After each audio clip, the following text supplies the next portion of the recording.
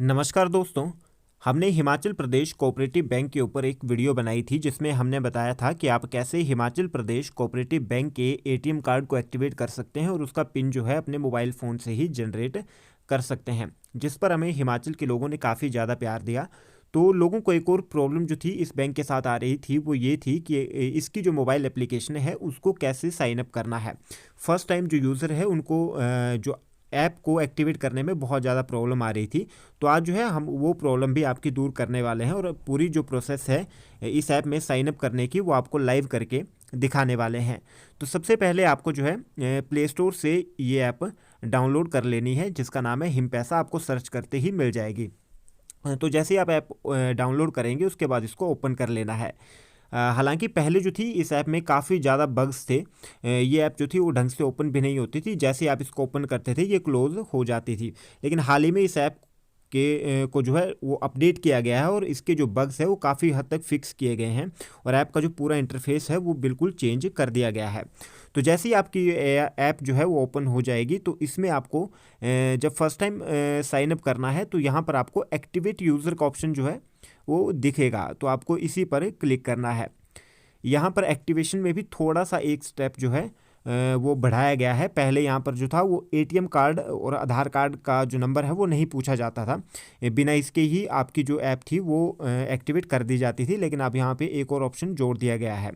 तो इसमें आपको ज़रूरत नहीं है ज़्यादा कोई, अगर आपके पास एटीएम कार्ड नहीं है तो आप आधार कार्ड नंबर तो आपके पास है ही जिसके थ्रू ये आपका अकाउंट ओपन हुआ होगा, तो आप उसके थ्रू जो है यहाँ पर ऐप को एक्टिवेट कर सकते हैं। तो यहाँ पर आपको यूज़र आईडी डालनी है। तो यूज़र आईडी में आपको जो है आपकी कस्टमर आईडी आपकी पासबुक पर प्रिंट होगी। तो पासबुक से आपको देख लेना है, वो कस्टमर आईडी आपको यहाँ पर डाल देनी है। तो कस्टमर आईडी में भी आपको एक और चीज़ का खास ध्यान रखना है। अगर आपकी कस्टमर आईडी 7 डिजिट की ही आपकी पासबुक पर प्रिंट है तो उसके साथ आपको जो आपकी ब्रांच का कोड है वो सबसे पहले डालना होगा। यानी आपकी जो कस्टमर आईडी है वो 10 डिजिट की आपको करनी होगी। तो जैसे कि आपकी यहाँ पर कस्टमर आईडी मेरी 288 से स्टार्ट होती है, तो 288 से स्टार्ट होती है तो इसके पीछे मेरे को जो है यहाँ पर जो है वो ब्रांच का कोड यहाँ पर डालना होगा। तो मेरी जो ब्रांच का कोड है वो आपको आपकी ब्रांच का कोड कैसे पता चलेगा? तो जो आपका अकाउंट नंबर होगा, तो अकाउंट नंबर के जो पहले स्टार्टिंग के 3 डिजिट होंगे वो आपकी ब्रांच का कोड होगा। आप ये बात जो है अपनी ब्रांच से भी कंफर्म कर सकते हैं या आप इसकी वेबसाइट पर देख सकते हैं। आपको कोई और दिक्कत आती है तो हमें आप कमेंट कर देना, हम आपको आपकी ब्रांच का कोड भी क्लियर कर देंगे। लेकिन सिंपल वर्ड्स में मैं आपको बता रहा हूँ, आपका जो अकाउंट नंबर होगा उसके स्टार्टिंग के 3 डिजिट जो होते हैं वो आपकी ब्रांच का कोड होता है। तो आपको यहाँ पर डाल लेने हैं। तो मेरे केस में ये 340 आएगा। तो यहाँ पर मैंने 340 डाली और उसके आगे जो आपका कस्टमर आईडी आपकी पासबुक पर लिखी होगी वो एज इट इज़ आपको डाल लेनी है। तो मैं यहाँ पर वो पूरी एंटर कर देता हूँ। इसके नीचे अकाउंट नंबर आपको डालना है, तो अकाउंट नंबर भी आपको पासबुक पर मिल जाएगा। तो वो पूरा अकाउंट नंबर आपको यहाँ पर डाल लेना है। तो यहाँ पर अकाउंट नंबर डालने के बाद जनरेट ओटीपी का ऑप्शन है, तो आपको इसी पर क्लिक करना है। तो आपका जो रजिस्टर्ड मोबाइल नंबर होगा उस पर एक ओटीपी आएगा और वो ओटीपी आपको यहाँ पर एंटर करना होगा। तो यहाँ पर आप देख सकते हैं ओटीपी सेंड हो चुका है। ओटीपी जैसे ही रिसीव होता है वो यहाँ पर आपको डालना होगा। तो ओटीपी मुझे मिल चुका है।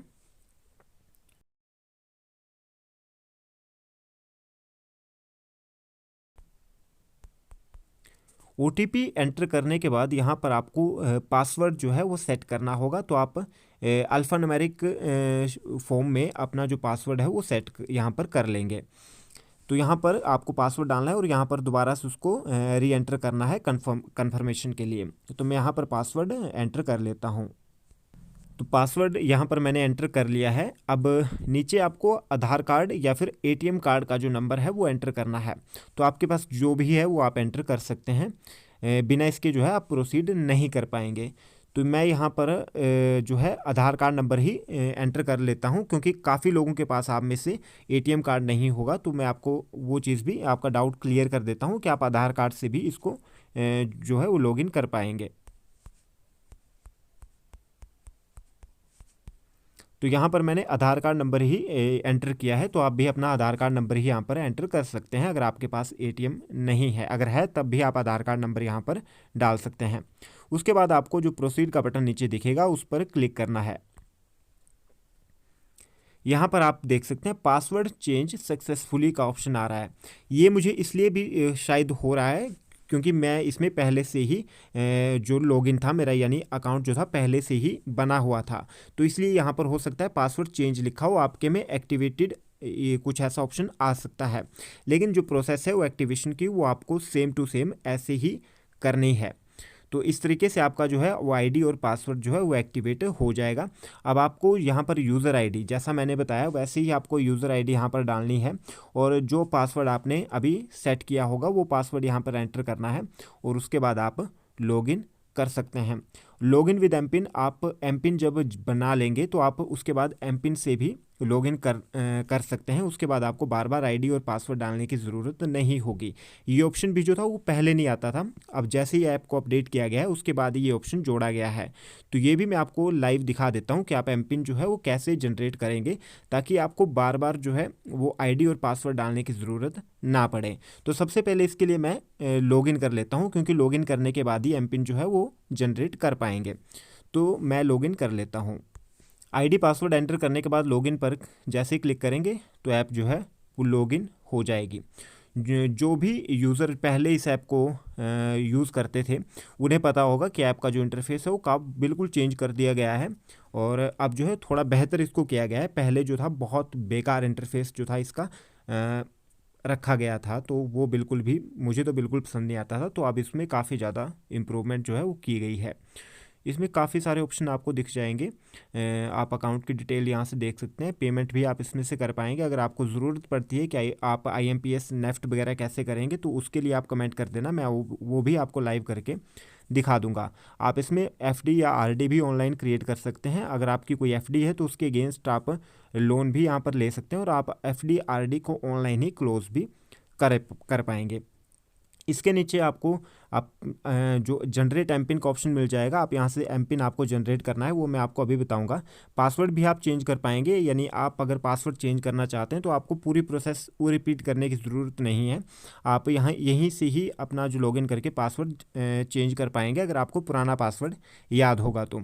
और यहाँ से आप अपने ATM कार्ड को टेम्परेरी ब्लॉक अनब्लॉक कर पाएंगे। तो हमें एमपिन जनरेट करना है, तो जनरेट एमपिन पर मैं क्लिक करता हूँ। इसके बाद फर्स्ट टाइम है तो हमें डायरेक्ट यहाँ पर एमपिन डालने का ऑप्शन आ जाएगा। अगर आप चेंज कर रहे होंगे तो यहाँ पर आपसे ओल्ड एमपिन भी पूछा जा सकता है। ठीक है, तो मैं यहाँ पर नया एमपिन मुझे डालना है, तो मैं यहाँ पर एमपिन डाल देता हूँ और यहाँ पर दोबारा से री एंटर करके कंफर्म कर देता हूँ। मैंने यहाँ पर एमपिन एंटर कर लिया है, और उसके नीचे प्रोसीड का बटन है, उस पर क्लिक करना होगा। तो मैंने जैसे ही प्रोसीड पर क्लिक करता हूँ, उसके बाद जो मोबाइल नंबर बैंक अकाउंट से लिंक होगा उस पर एक OTP भेजा जाएगा। वो OTP एंटर करने के बाद नीचे सबमिट पर क्लिक करना है। तो आप देख सकते हैं OTP मुझे मिल चुका है, तो यहाँ पर मैं एंटर कर लेता हूँ। यहाँ पर मैंने OTP एंटर कर लिया, और अब मैं जैसे ही सबमिट पर क्लिक करता हूँ तो आप देख सकते हैं एमपिन क्रिएटेड, तो एमपिन जो है वो सेट हो चुका है। ओके पर क्लिक करेंगे तो वापस होम पेज पर रीडायरेक्ट हो जाएंगे। तो अब हमारा एमपिन जो है वो जनरेट हो चुका है। तो अब मैं आपको बता देता हूँ कि आप एमपिन के थ्रू कैसे लॉगिन कर पाएंगे। तो इसके लिए मुझे सबसे पहले जो है वो लॉग आउट करना होगा, तो मैं यहाँ से लॉग आउट कर लेता हूँ। अब मैं यहाँ पर लॉगिन विद एमपिन पर क्लिक कर देता हूँ डायरेक्टली। यहाँ पर मैं यूज़र आईडी और पासवर्ड नहीं डालता हूँ, और डायरेक्टली मैं लॉगिन विद एमपिन पर क्लिक करता हूँ। तो जो एमपिन मैंने सेट किया होगा वो एमपिन मैं यहाँ पर एंटर कर देता हूँ। तो एमपिन एंटर करते ही लॉगिन पर क्लिक करेंगे तो आपका जो ऐप है उस पर लॉगिन हो जाएगा। तो आपको आईडी पासवर्ड जो है वो बार बार एंटर करने की ज़रूरत नहीं होगी। आप जो आपने एमपिन सेट किया होगा उसी के थ्रू आप डायरेक्ट जो है ऐप में लॉगिन कर जाएंगे। तो बाकी ऐप में जो भी फीचर है, अगर आपको इनके रिगार्डिंग कोई प्रॉब्लम है या अगर आपको कुछ समझ नहीं आ रही है तो आप कमेंट करके पूछ सकते हैं, मैं उस पर एक अलग से वीडियो बना दूंगा। तो आपको ये वीडियो अगर पसंद आई है तो वीडियो को लाइक और शेयर करें। अगर आपने हमारे चैनल को अभी तक सब्सक्राइब नहीं किया है तो अभी सब्सक्राइब कर लीजिए, और बेल आइकन को भी प्रेस कर दीजिए ताकि आपको आने वाली वीडियोज़ की अपडेट मिलती रहे। डिस्क्रिप्शन में आपको हमारे टेलीग्राम और इंस्टाग्राम का लिंक भी मिल जाएगा, आप वहाँ पर भी हमसे जुड़ सकते हैं। Thank you.